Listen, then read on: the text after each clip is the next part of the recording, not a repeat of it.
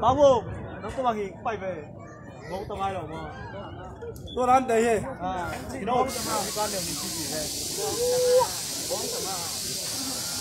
Zomi Fc Leh Falam di himanina apa ni? Intung tele, Nó từ Zomi Lai thì dài hi, cái un. Bi này xe về nó xe về out về nó chị. Cái chị sao nó đâu cái?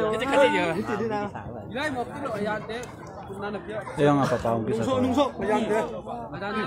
Apa bay? Iya ente. Ngomong bay. Ayah nak layak. Ayah nak layak. Apa mau? Enoi. Bonjour. Na bóng bay. Đi đâu mới? Ayah layak nama. Na bóng bay vô. Coi. Có lại bên nào? Kira con. Zomi Fc Group mà. Ngomong bên này còn. Hom mò đều. Ayah nak layak. Ayah nak layak. Mai ya. Bay bu. Ayah layak những cái phải đấy. Zomi Fc Group phải rồi. Ayah hi. Còn là đẹp đấy. Đi tới dùng tắm mà bãi. Ê.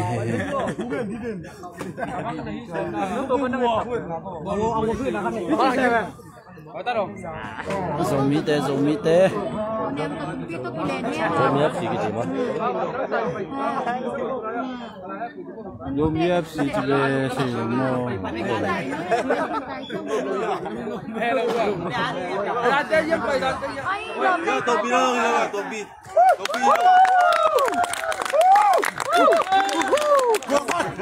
Asante Zomi Fc te blue point su te pen Falam di te hin ha munop khadingu hi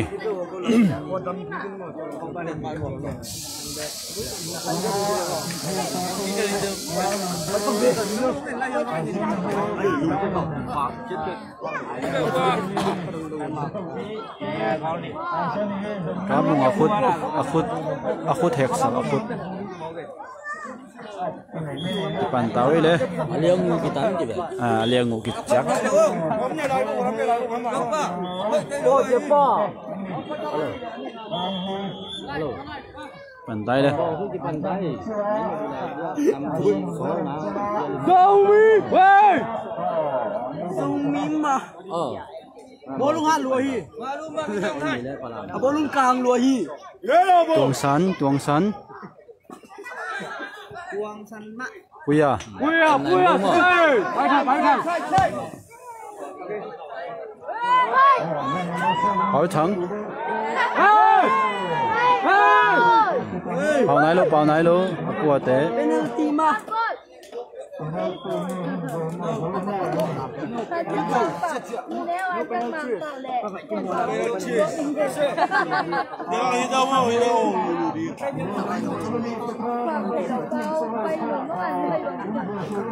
Zoom về chứ bỏ zoom về. Zoom về đâu lần nào? zoom mình zoom tới cái ta zoom sai puya con ăn leo ina con suy kia kinh chế Zomi Fc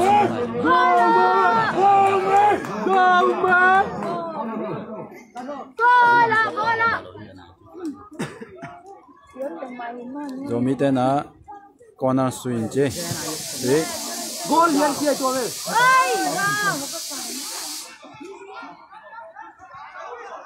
sang pi Ai luôn sang pi. Đi áo sang chờ. Ok. Chờ mùng.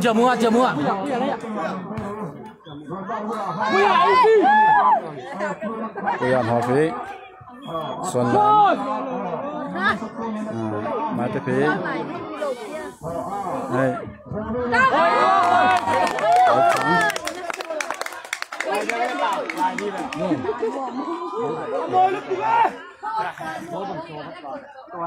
Zomi.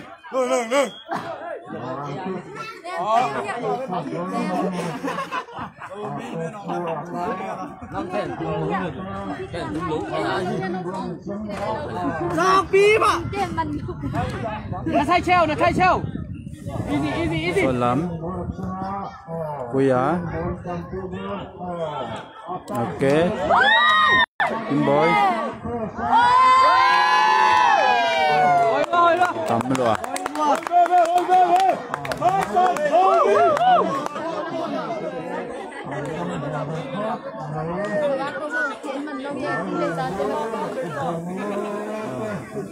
Falam làm tên là ao sĩ tổ đình huy sĩ tổ huy.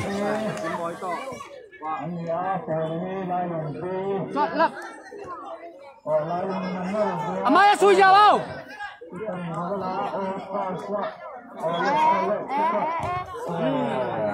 Ôi lên. Cắm rồi, Amaya xui ra cắm rồi.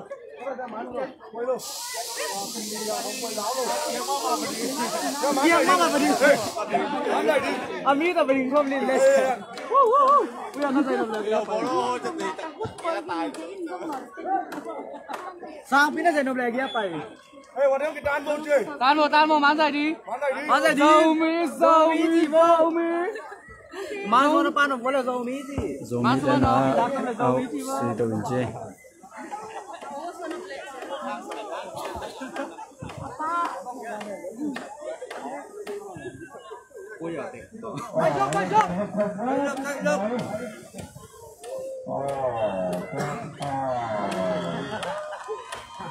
Cái nhà ao lâu xè.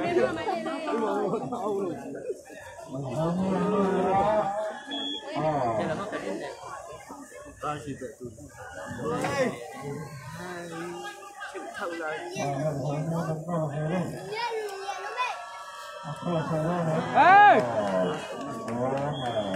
Paul chỉ đút xa mày. Quý cầm mặt.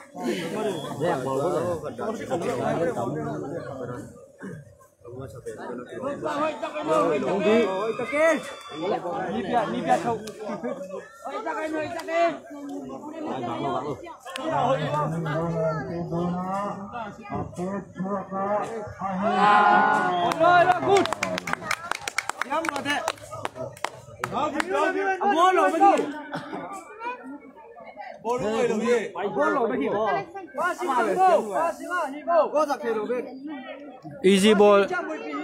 Nom tak nak kemau pilau te passing na.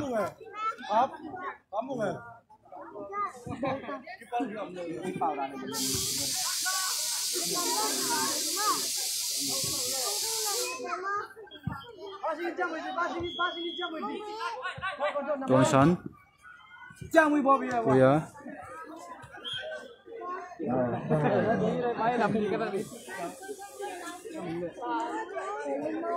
Leya passing leya gì chẳng có.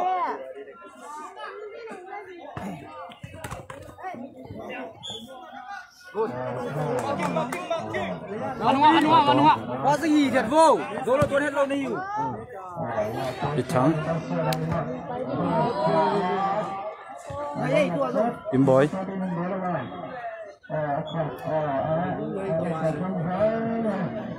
Sang pi. Tuan San.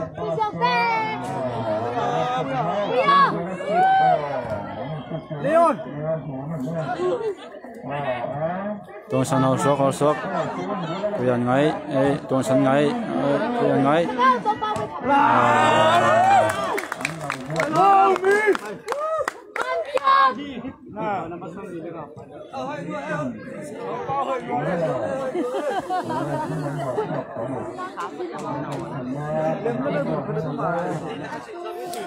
Zomi tên là corner sweep away.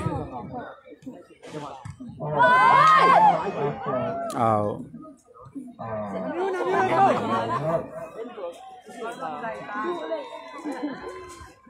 Nga bem.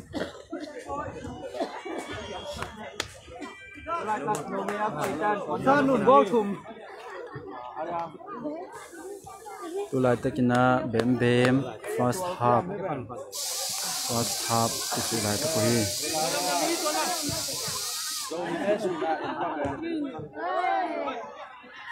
đâu là cái con sắn đi xem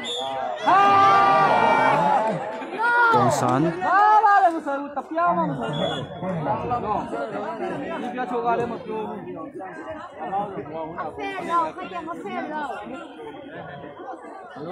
Apola mate Paulo vẫn là khi lồng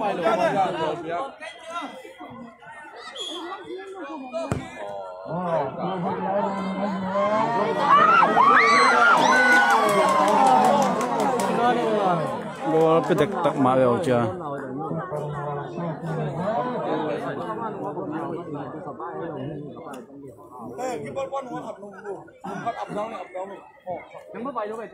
tu lai takina bem ki ro lai tak go khum zo lai ma bem pate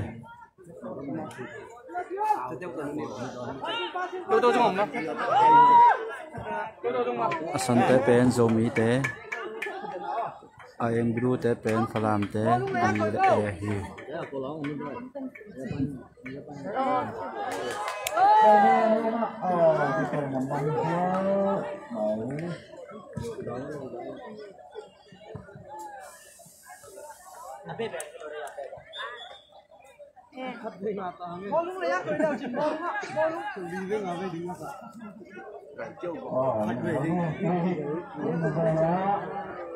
Zomi te na kritik sipi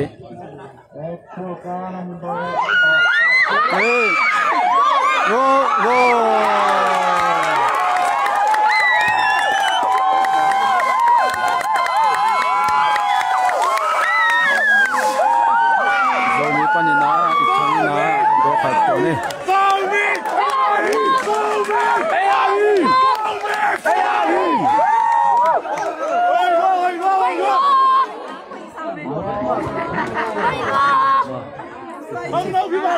Itang Zomi panina thang no number 7 ina go khat tuan ai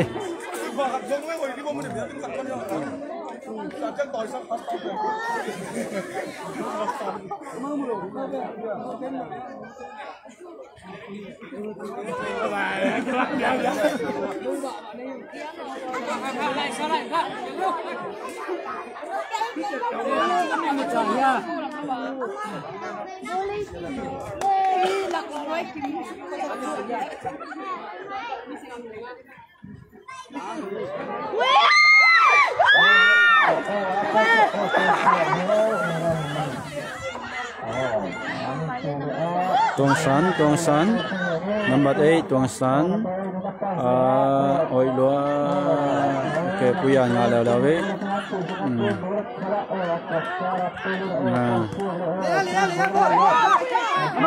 Sangpi tu tu sentung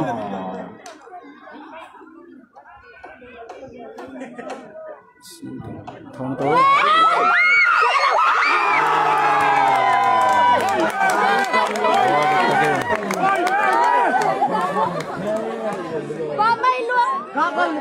yên tâm nặng đấy Rủi tầm nhìn đi là không cả. Nó đấu luộc đấy.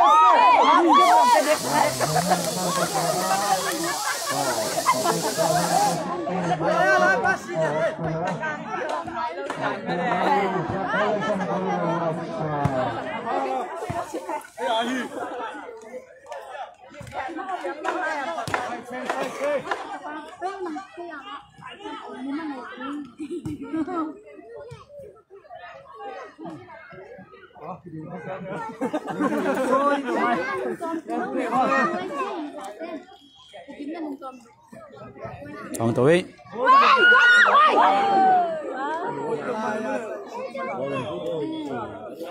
Zomi tên là one go khát khum tàu ấy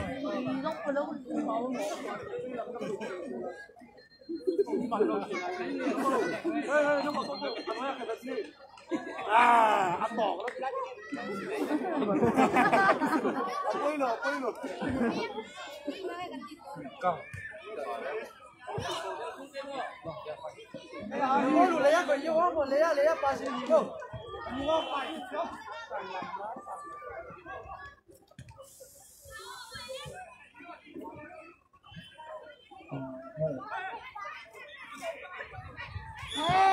Red card.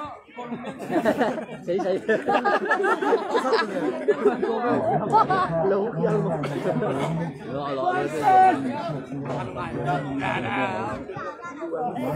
Zomi te na for free kick sweeping tan chi.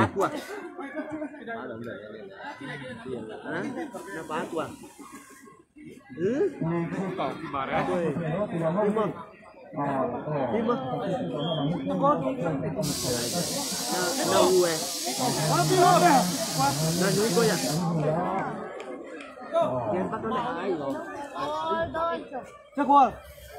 Sentungina free kick sweeping chi.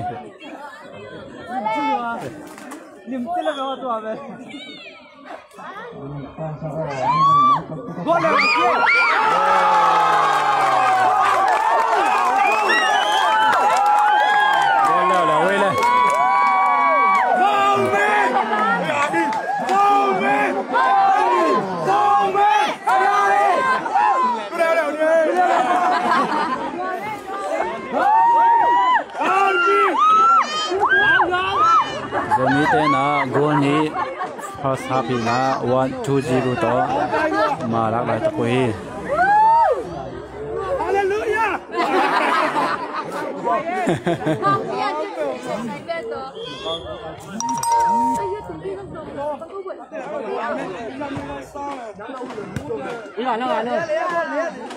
Kuya. Itang Kim Boy.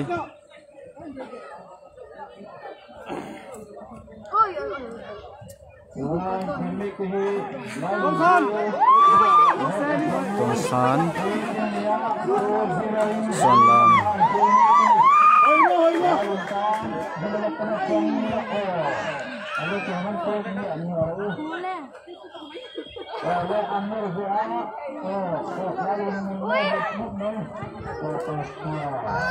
nó không ngờ mơ có bị nó không yêu Nó phá chưa?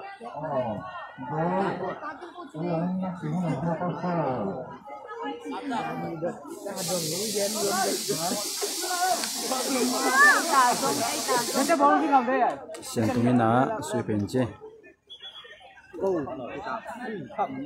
Bò lung cam không lỗ, bò lung bể tay. Cam đến sủi khẩm điện, cam đến sủi khẩm điện. Này mà mai Zomi te na. Tu kum pen player te zong hoi thei ma ma. xin luôn cho về công ty trong của mình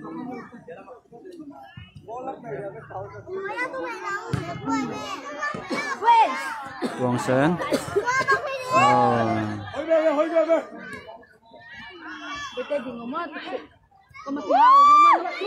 Kuya.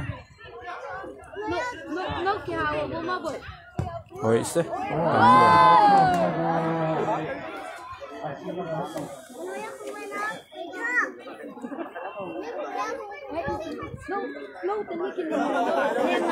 Zomi te thape bi ve ye ya dim fe ji ye.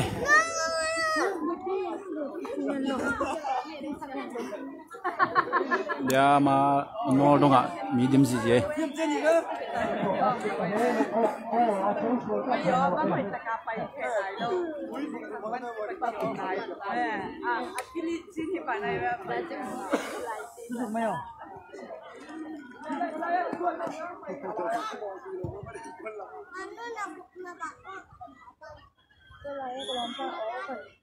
mình không làm lâu được chỉ cần nhìn cái lòng trắng cặp nó cái gì Osu group hipan laya ki mo luma. Osu hipan laya. mẹ nó tên đi cái tông gì cái ngày về vua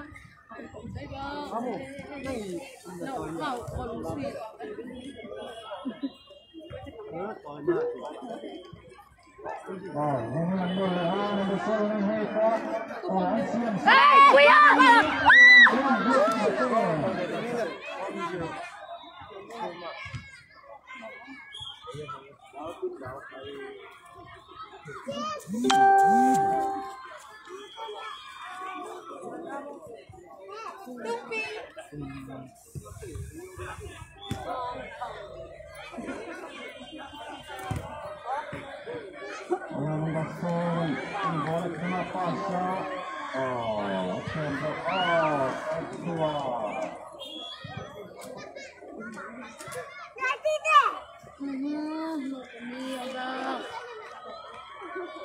Sentung Chặt Jamung Tuang San ya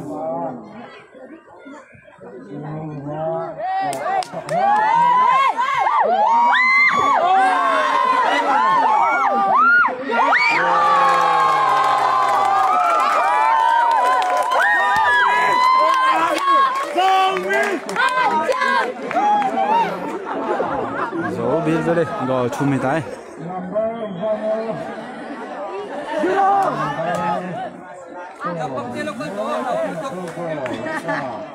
Tula takina first half 3-0 to azolai to khui Zomi FC te na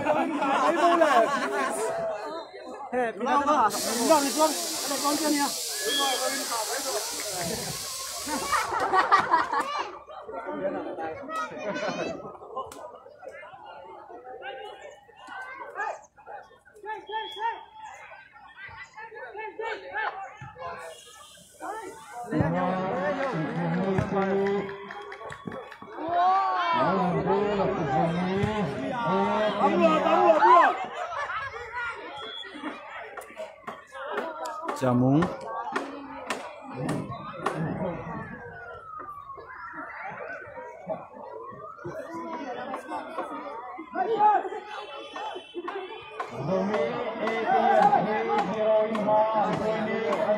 Son Lam Sangpi Tuang San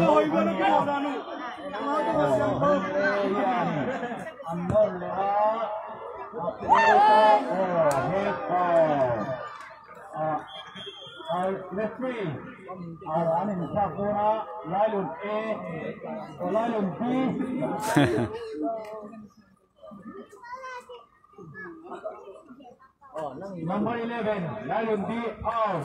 Number 3 in. Lion B, number 11 out. Number 3 in. Thank you.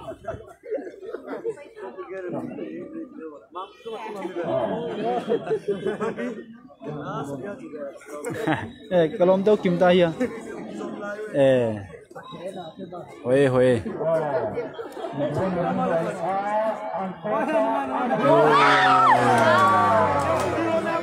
Rồi được tắc lèo lèo đi.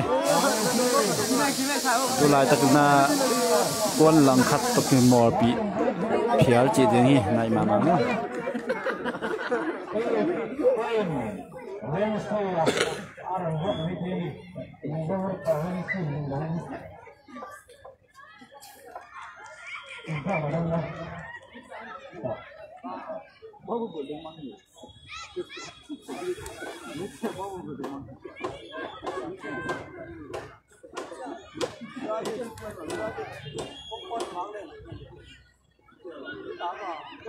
Leh.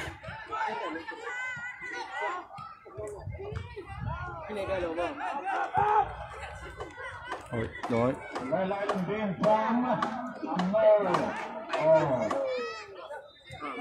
Son Lam. Kuya. Ơi, Tuang San. Jamung. Tuang San.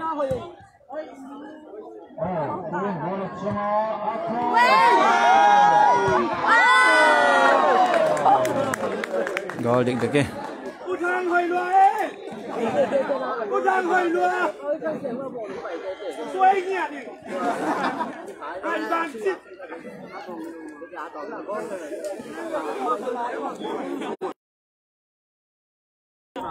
Về ta về. Ê, Lăng Kim.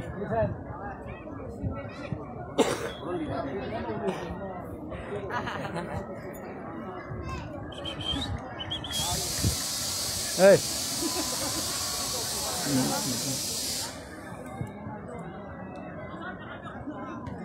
Zomi fans. Lấy yang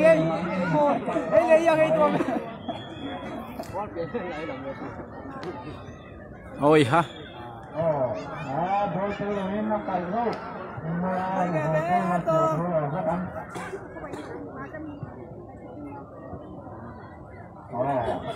thì mỗi lẽ mày anh em thì chụp phala anh em có thứ để hoa đây này những thế là mùa nó ra đây sẽ là biết thuốc anh lâu dần sẽ có nằm rất là đi quan in với là chân á đây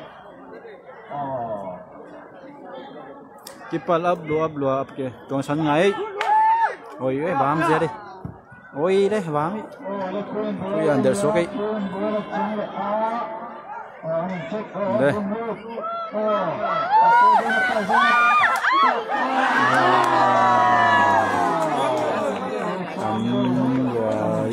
tầm rồi minus thì là tua tay bèn hỏi như này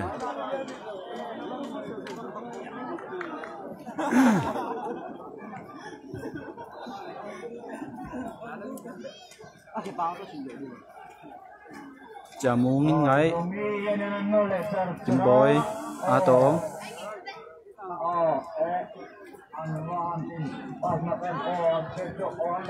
Johnson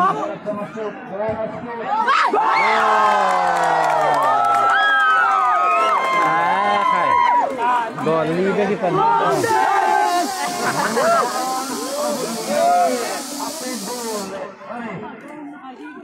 number 8 Johnson ni na goal tuan la la we oi ma mai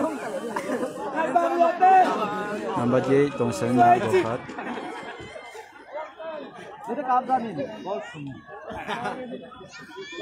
nên tới gặp làm lút điên mồ he khâu bay tôi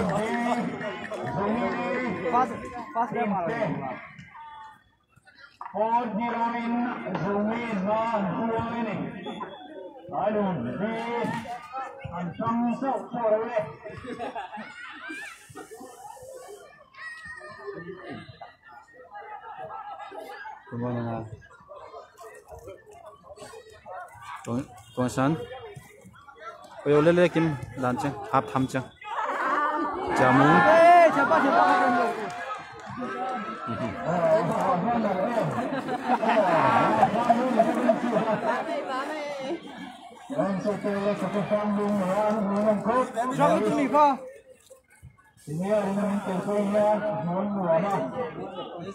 Kim boy, A Tong,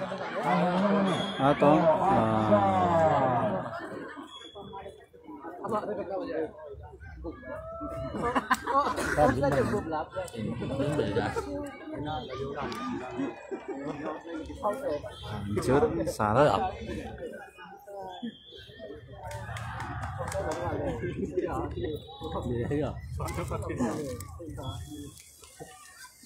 Trên máy vậy tôi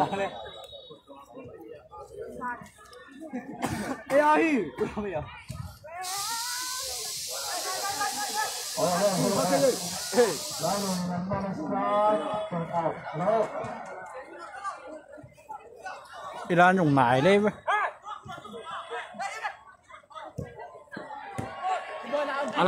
lại kiếm bơi bác sĩ chạy vô nó bay nó bật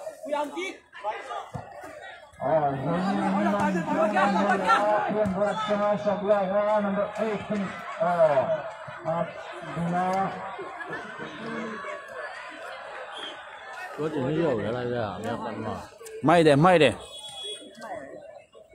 dầu nói luôn bữa nay ta kêu na first half hi na Zomi FC te na 4-0 to Falam B te mà lắc lại ta ku hi muốn nấm mà mai hi mi ver tame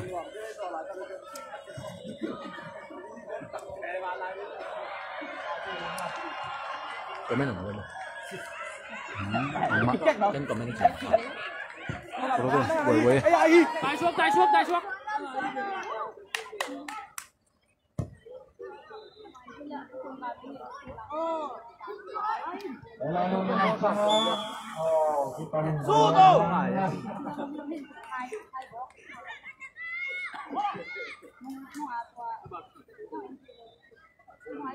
Kai chụp mahit thì mà làm kai nào ai cũng nói thì giờ ai không nó bằng rằng ơi Zomi Golly làm B040 Golly có bên đó có lại ra kia Zomi tên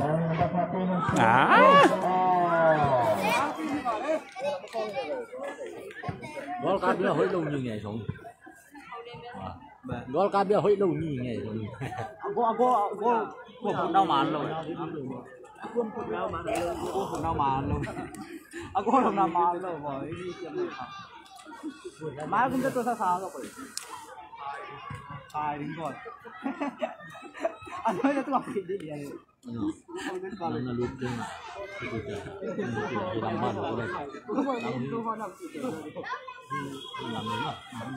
làm cái này tải đúng mau không được cái bỏ rằng mà đây cái này đều là cái người định là phá cái kín tạo 40 here sẽ kiếm pi cái chuyệnที่làm cuốn cái đồ đừng ghê cái gì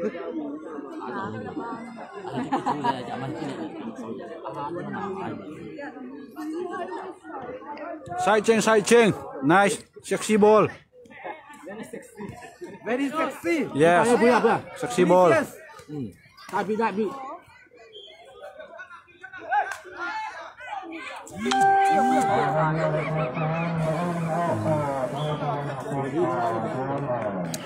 very spicy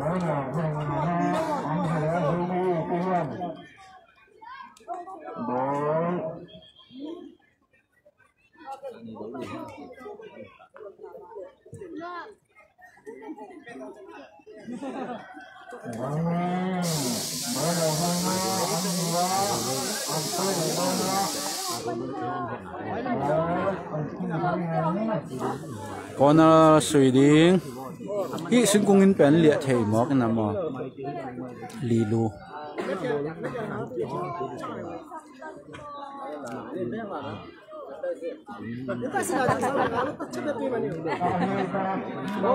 MC bên đầu này này là lima bula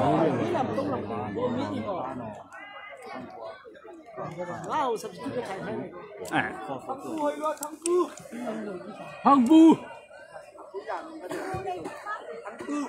bây giờ chỉ nói lời bây giờ thon xiên phó cũng nghe bây giờ mình bây giờ Zomi Fc tên con mình tên bằng bao nhiêu con mình sẽ cũng làm lên Nika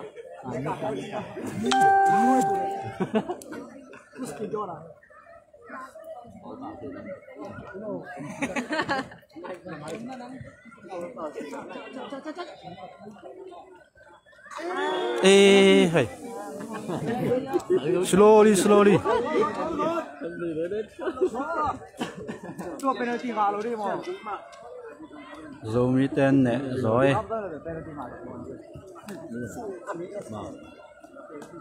Zomi tên 40 đó mà lá lại tụi cái gì đấy bây giờ nàng bảo nghe nè ai à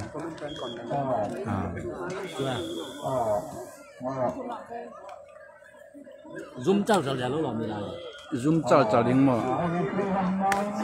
năng là con đội bạn đến đây chủ phòng nó bán mình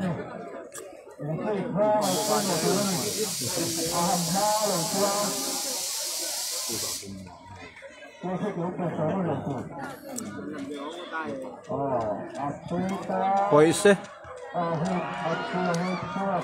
xuân lắm chậm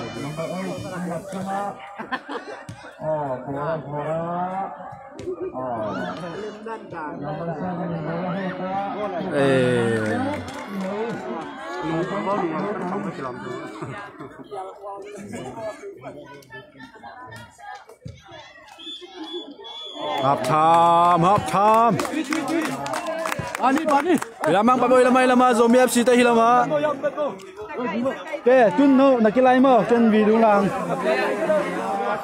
tun nungak te zai je ya ding ta kai be Apo sunga batu Kap. Ya, kamu. Ya fullback pa akut kiloi sakina. Tuku mama atol ngapot hi. Zomi te kum sima fullback mun mama pa tukum akut training na panina akut kiloi sakai changa tukum pe mang sui zo lo swak hi. I am out.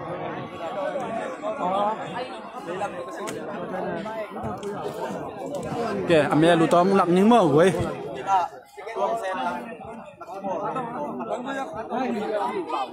Tua Xuân. Ya, Xuân là mơ fullback side back. Nó đi cặp. Tuang san nang go bang la ta. Go ni na. Tuang san ni dong go khat tuan ma. Idang. Sambil. Nagu tuan deh. Ya puya. Kim boy. Ya kẹp tiền pam à? Okay. Kipal chưa bang? Kipal cái gì nào? Sorry. Phá sang tí. Chào mừng nghe nó. Teo. Ok. Ya AI.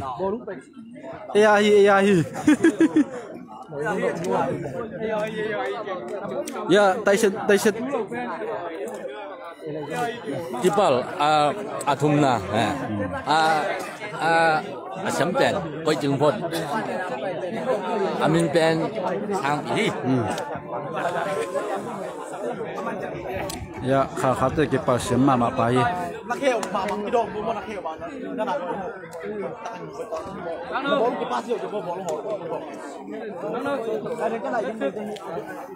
Xuân nó ngồi thêm quân được cái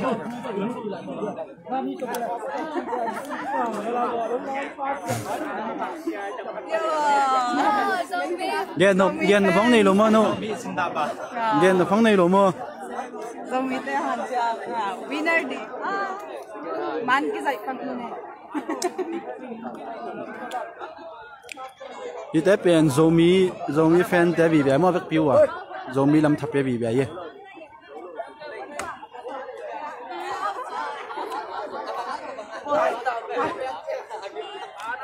tới bên Zomi thập tới vì vậy mà mình bị vì vậy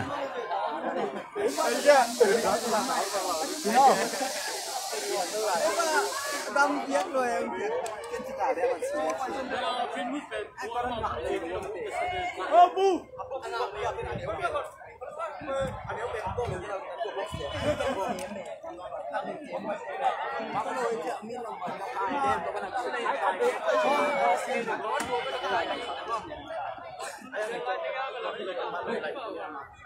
thì đặt chính bằng cái độ của bốn à nó hiện là lùi ra đi qua bốn một thằng ba sườn đúng rồi đây chỉ một bóng này thì nó là phải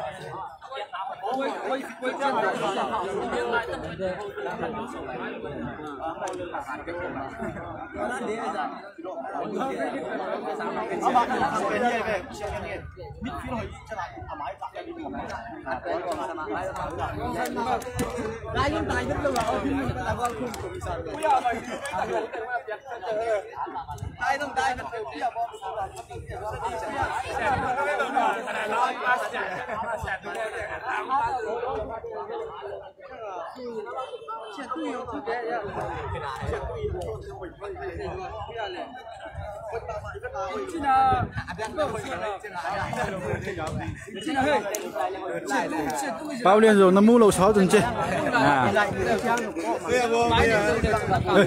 liên tổng cái này là ghen không không thể dùng mình làm mới dạ gol lý nhá gol lý tao số lại là dùng nhá mà lát lại sân tại mà bạn thấy mình cũng chỉ làm này nè làm đi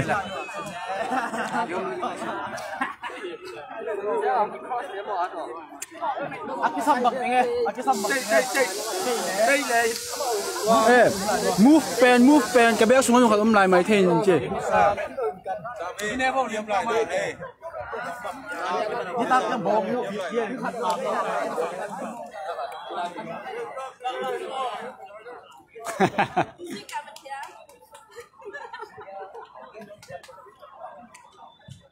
bột làm giống dạy ní mà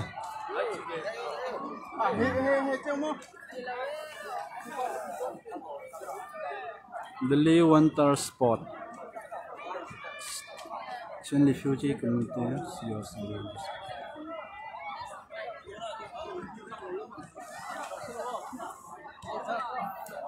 tua tung pamung tua tung cấp hong ông sẽ là coi này luôn mua lệ coi này luôn mua tuần giờ làm mà té pen ama volleyball làm lệ chin long chỉ đã nắm tôm đó làm mà té hi football ball lung game bây giờ khẩn màตัวเห็นนะโซมีแต่ลำอินดีมา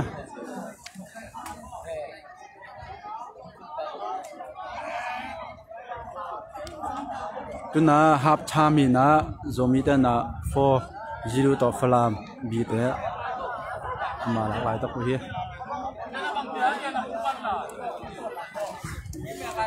AB team ball AB team ball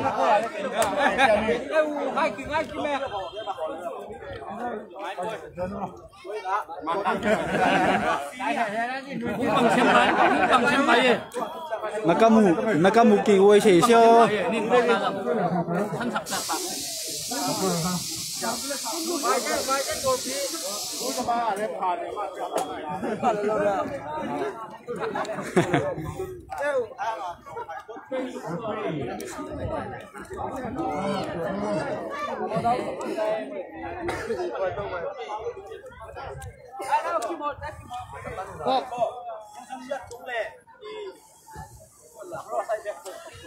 tua khít chang game khát lại in tua khít chang bị team té cái mỏ khít đinh kia cái liên này luôn mà cái liên này luôn cái này luôn here cái này luôn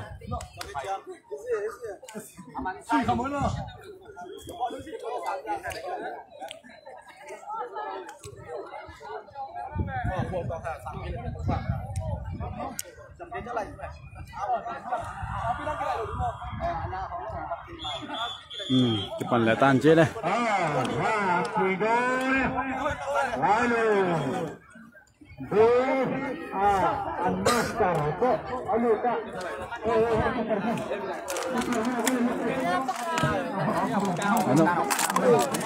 nó còn cá thôi lên tóc xong kia này đây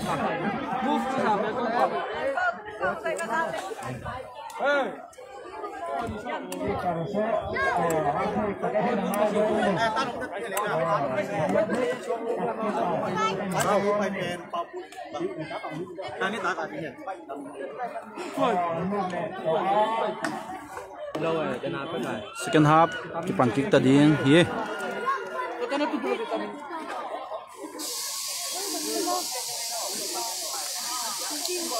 cặp giam liền dòng lúa tam à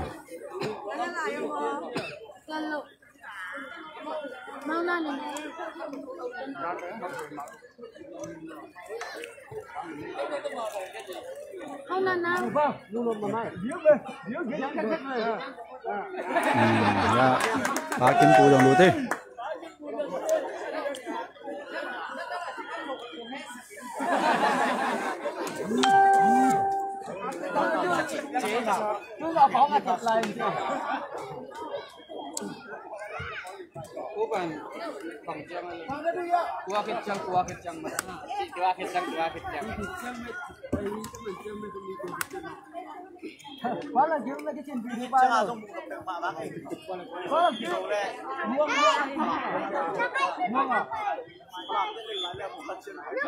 second half cái bàn kick tay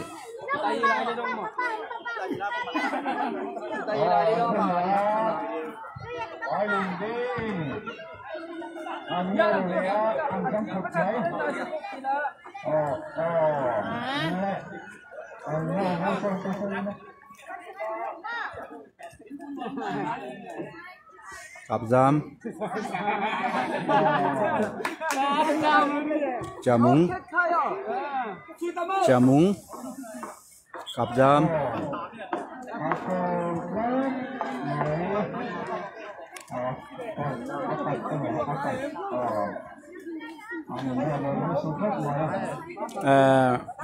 cặp giam liền tập bò suy mà về chả múng tập bò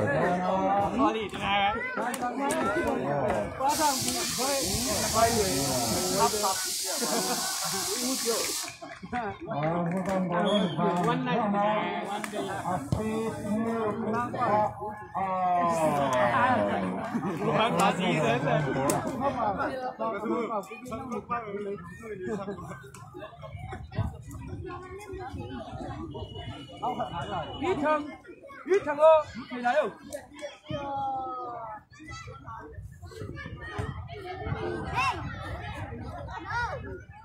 chả múng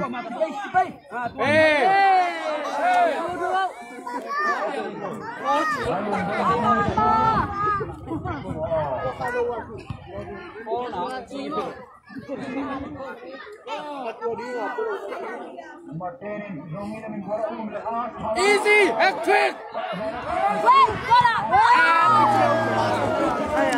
Bây giờ là em chưa ngả nhiều đi về. Mấy bên có.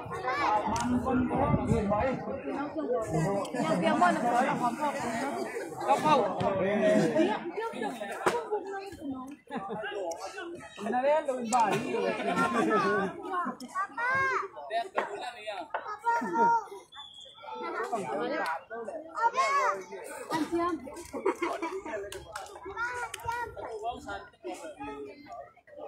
Nó cố gắng thầm mới được.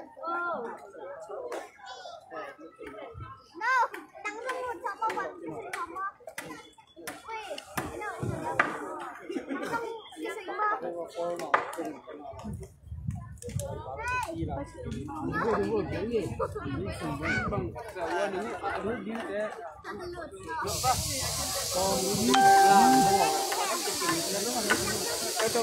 Dalam kerja lah.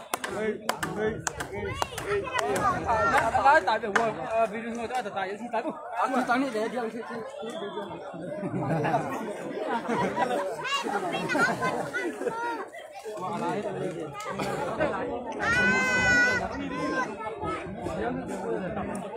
Không là ba tiếng không tàu. puya ai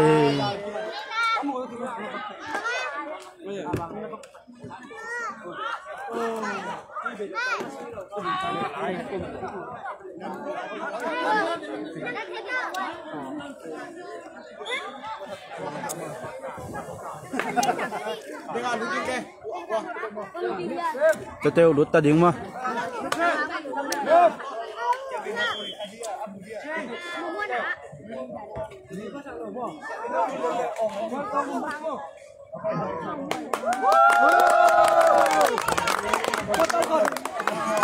cho tiêu đút tàn chứ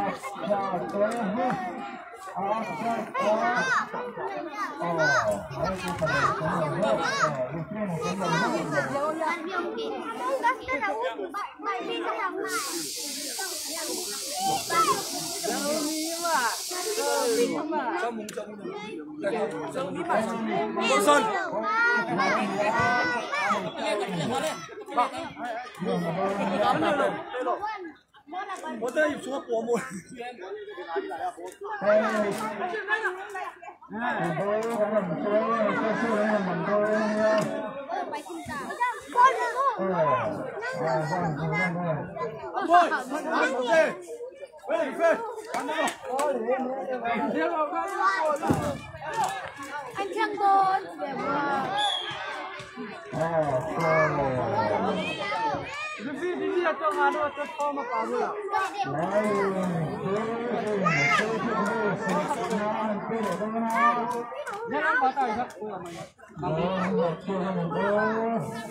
Falam tên á phải kiệt suy phải tàn chế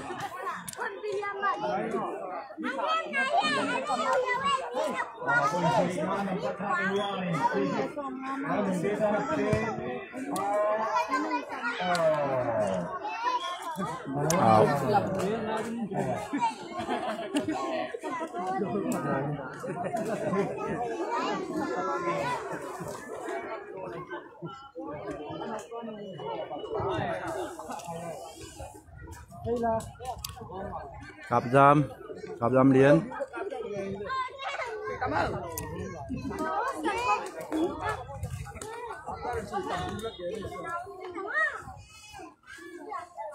boy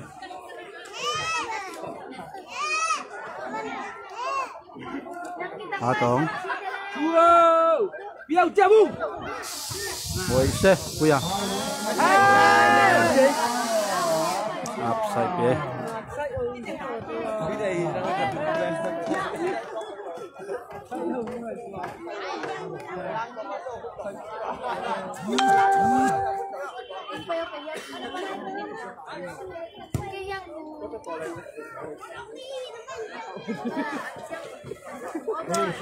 kiếm pú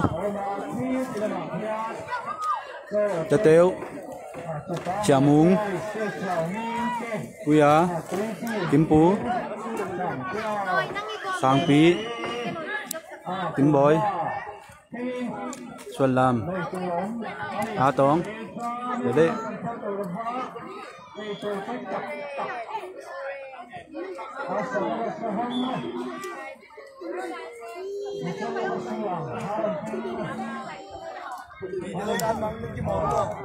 Zomi tên là gol lý bém cho mà lạc lại tập quý 4-0 thì tạm á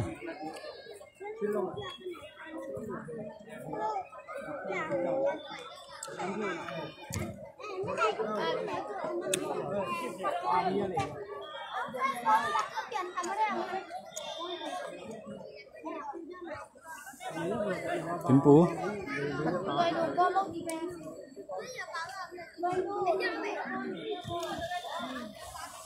gặp giam với Samo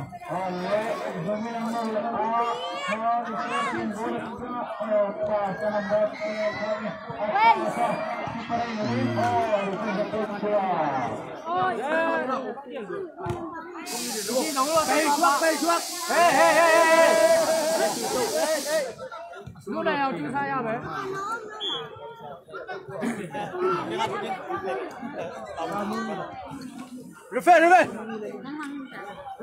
Lep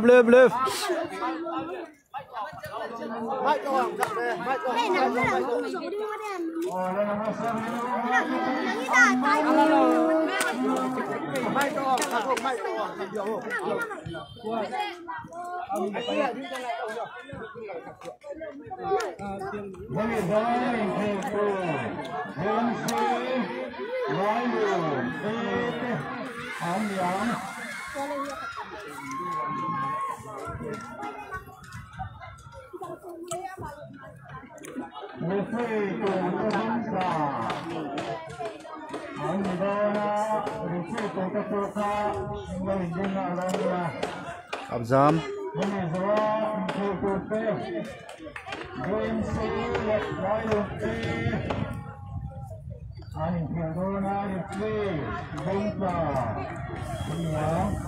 thịt trắng tống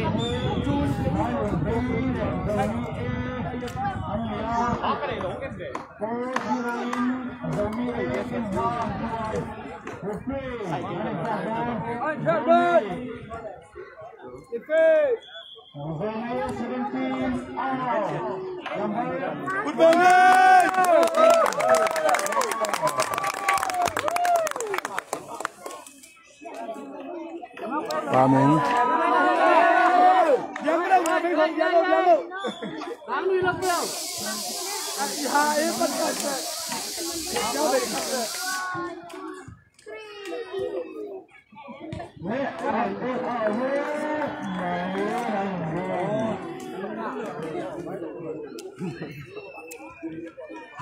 Permit kebau kanang cuan, official ini membangun.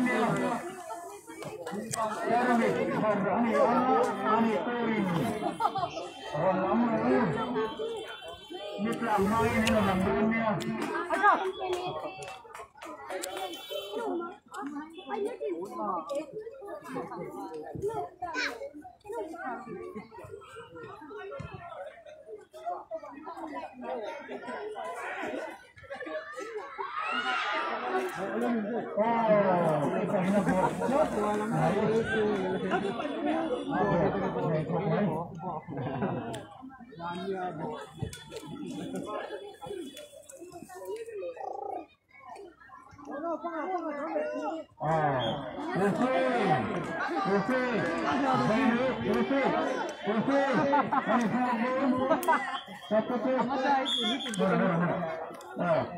Zomi number 1 out. Number 9.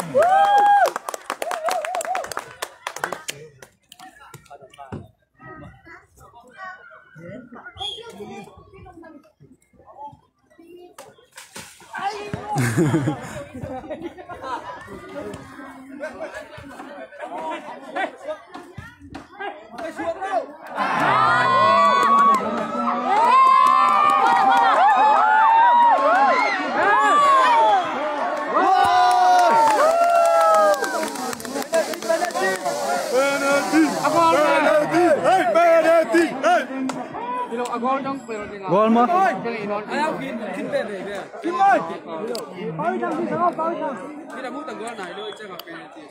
Penalty swing chứ.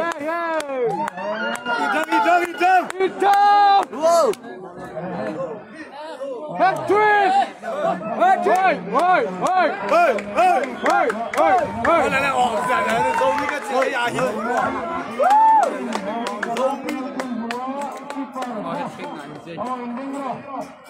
Zomi tên là penalty ngay thằng nào swing chứ.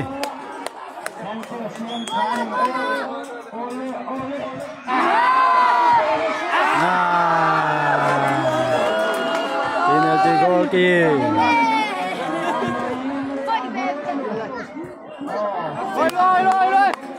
Ôi về về. Ai chỉ là ngã là mình chơi đâu.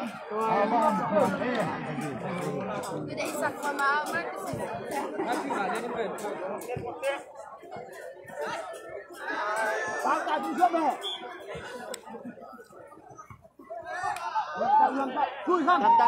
Chui không? Ra bóng chui chui không? Buông nha, ở vị trí bay về, không biết nhà không? Nhà bay ông vậy. Đằng chiếc gần đây đi em mùng rồi. Cái say. À, hạt say đúng rồi. Ai đàn bóng mà lút thịt chắc là ống này về. Ai đàn cái ống nó tài chạy đi rồi. Có chỉ chắc là bò đúng không ạ? Sao mình bò xôm bò đấy.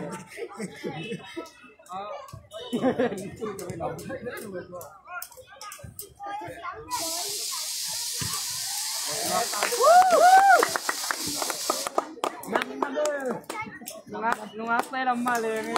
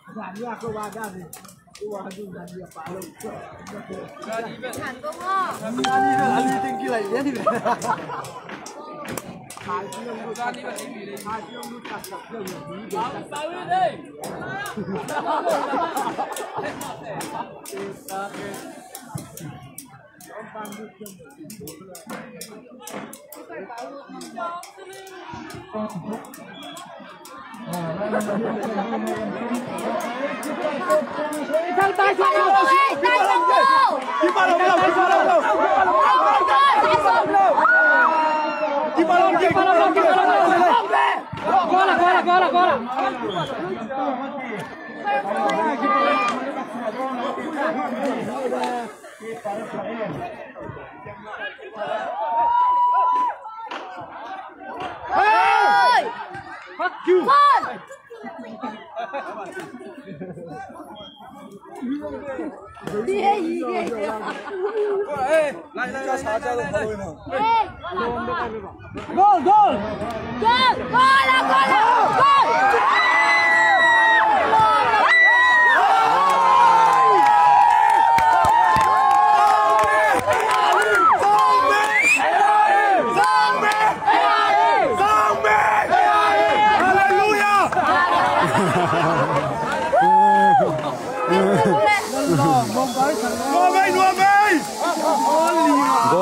Gol bèm nhé.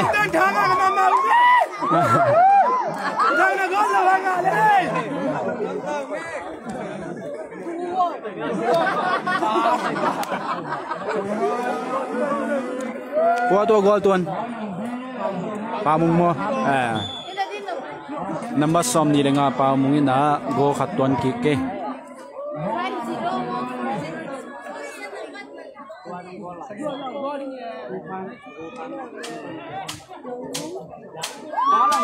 Chính phủ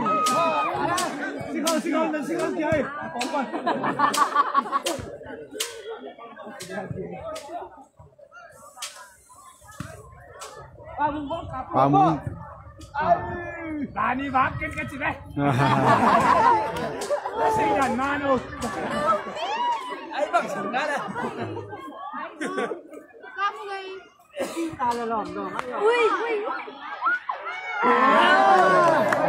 bờ đánh đánh lên đây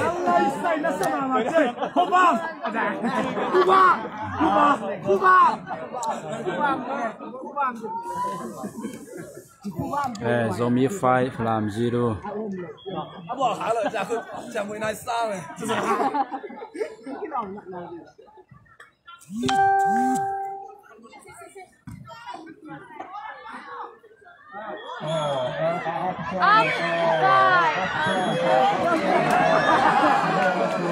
Upside rồi, upside rồi.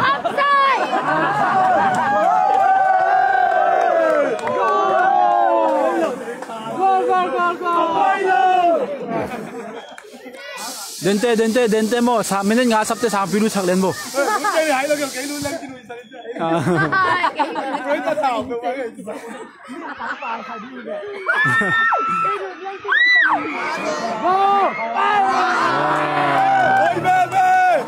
Rồi đừng được cái. nó là hậu kinh cái chị về vào tay chặt chặt hàng à vào xuống我定閉閉至少hai bên chụp bay Kim boy Pa mung bàn tay cầm cái này bằng ngay Pa mung Kim boy ngay tụ cái đá kick Mỹ thủ mong xem phí half second half hiện tại Pa Kim Pu del alarm se bay ऐसे नहीं होता भैया अच्छा Kimpu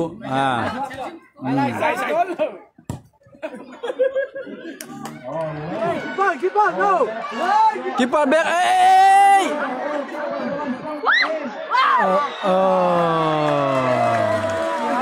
goal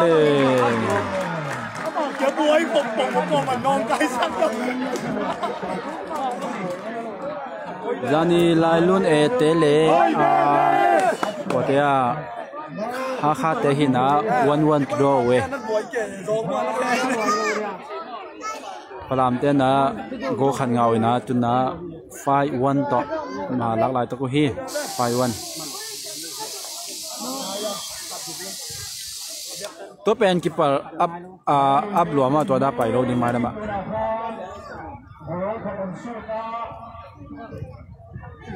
gol pe lo lim jing e kap jam hoi se to na thu lai dun one no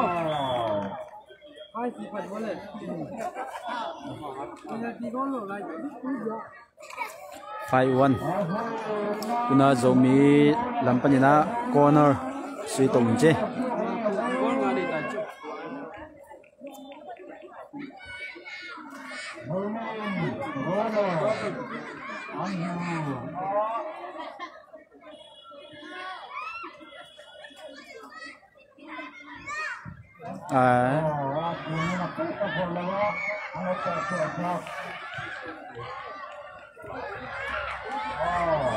Chú cây. Đây xem phải làm cùng máy mà đây. Buồn đi coi.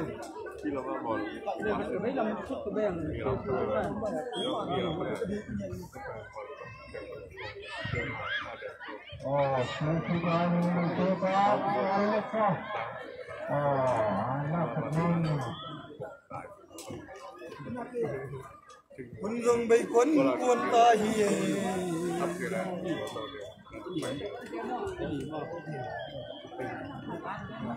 Hello.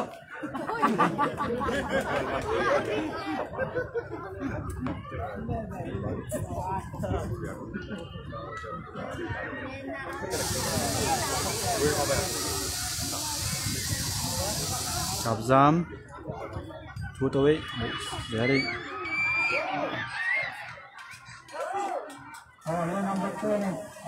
con ăn lèo lèo ấy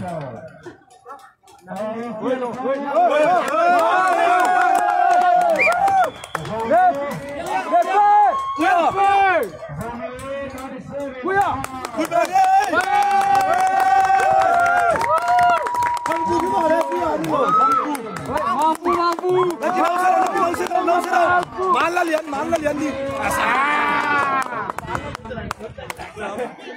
good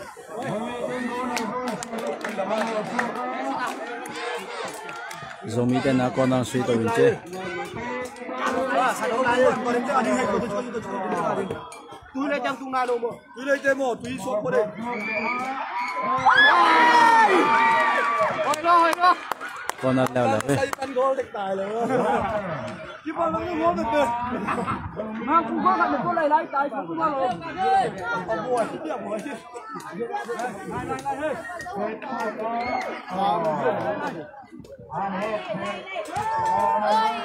cáp kít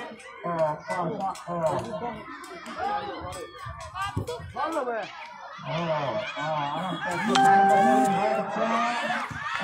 gimana tuh kau? Keluar aja.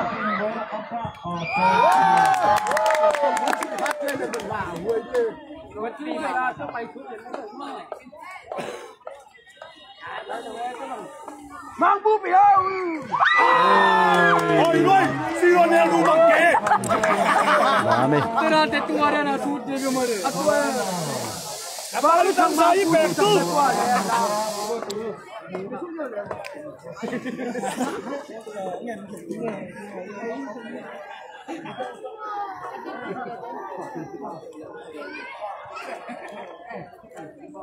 Ba kim pun à, con đang suy sụp đấm tay.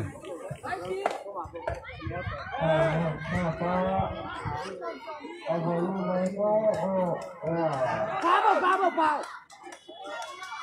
Cái lụ cái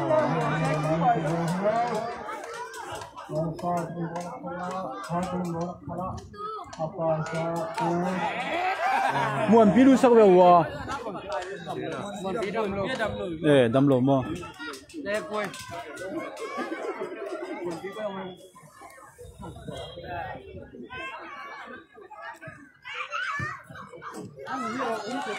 Kim bu đều rồi chưa?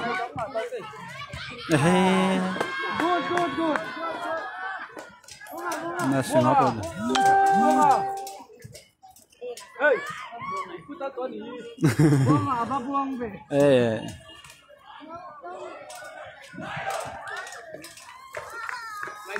5-1 hiện tại 5-1 mà.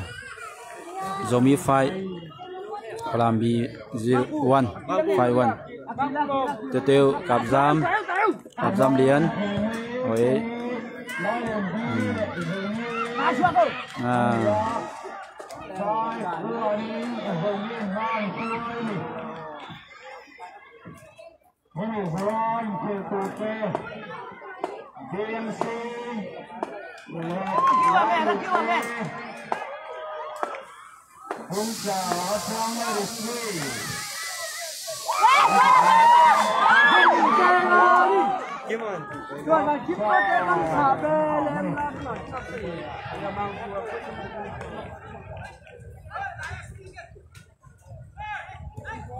Mampu nó ngay. Xì khí rồi vịt.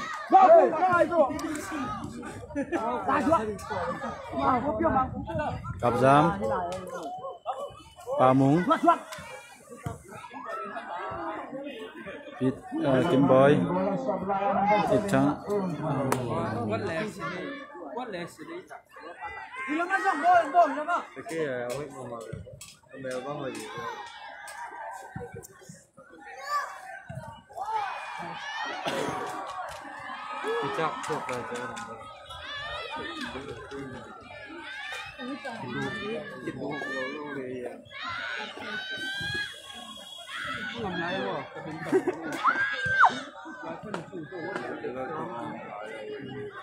Tiêu tiêu. Ba múng. Tiêu tiêu.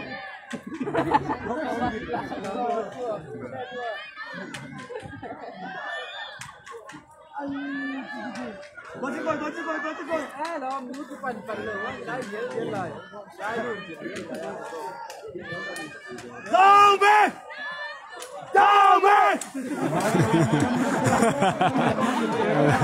Họ liên vệ là mình.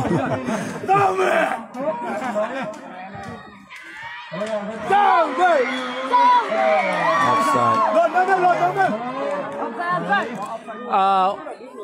Khôi yu đã nhìn nó làm mình cái mỏ piu lẹ.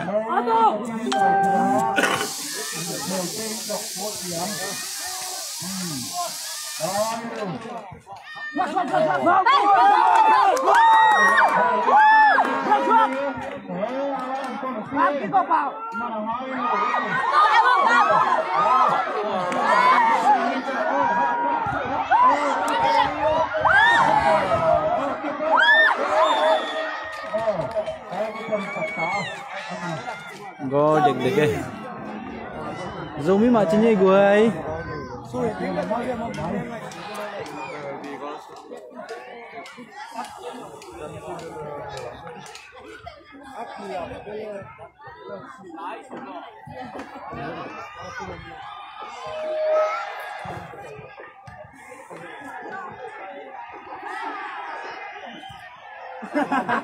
Buat misalnya.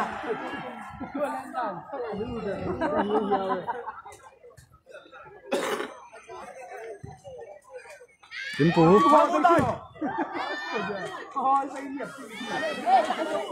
Đây.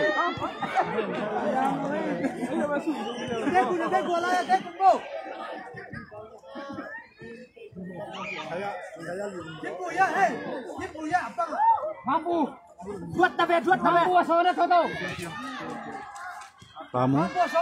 Cặp giam. Ôi xe, ít thắng.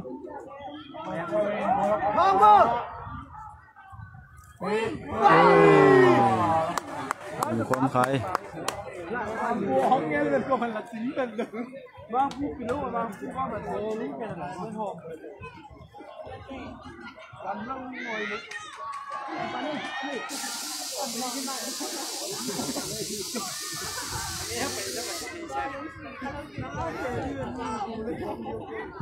Chính phủ. Ba múng. Xía mày dễ. Là đi tông kim boy. Cặp giam.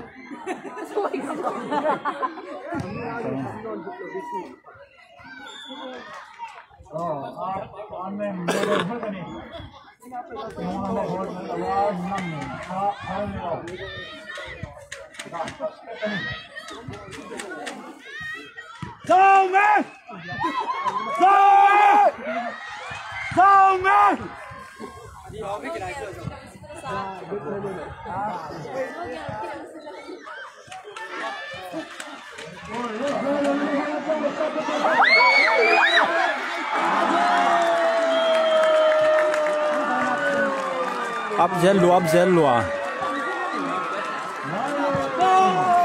Go lè away.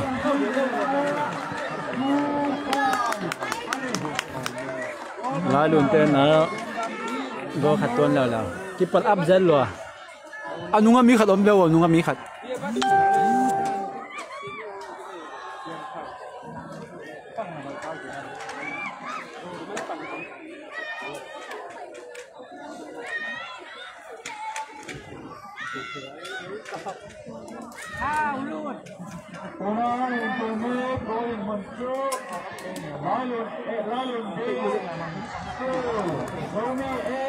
Fight tu ita, go nga go ni.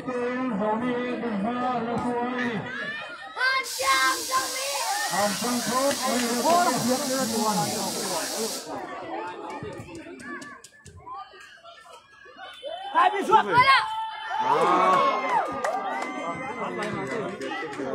Alo xui mang o tom nhầm kê. Nó đi vô. Nhà con lên được. Coi đi. Đi cái à đây rồi. Nhà tan là lâu đi ra đi.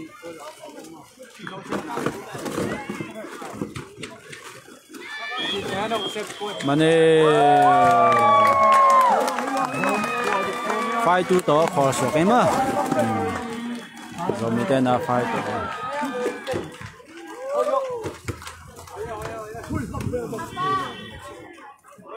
gol nga gol ni to Zomi Fc Leh na lâu em mà to khít quay ni tak lama Zomi bị te và zun te tak mo kik đi chỉ na quay mà ơi mình tay fight chú to Zomi tên là Zoe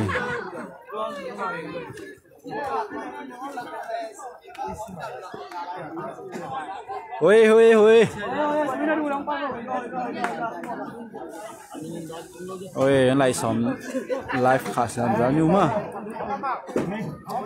chỉ phân nhé lệ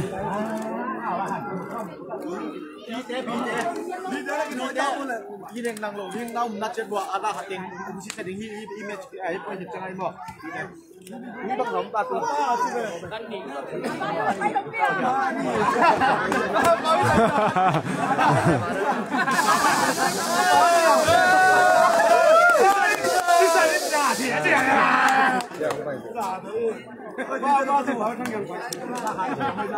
ê gặp đâu liền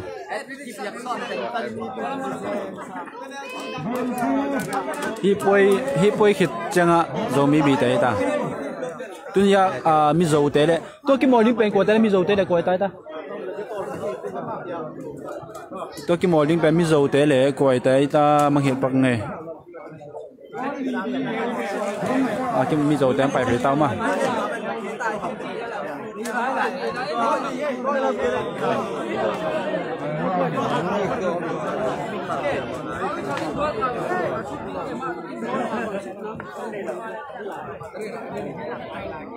Bentame.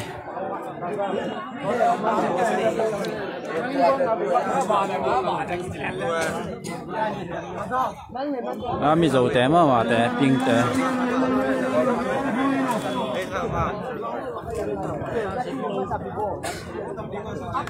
Mi dầu té lệ mà phải làm té hi.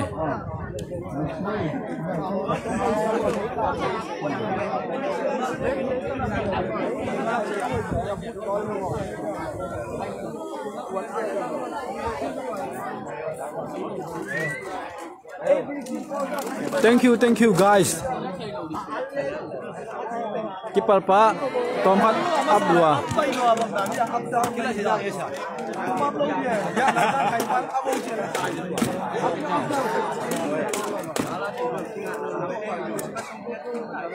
Có đan tiền he.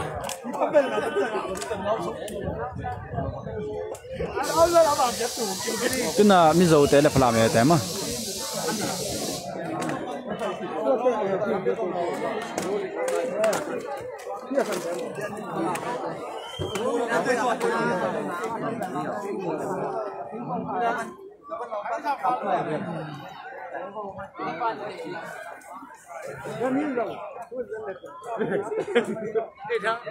Đi thằng em tao giờ đứng lên chờ. Chúc ta có đây.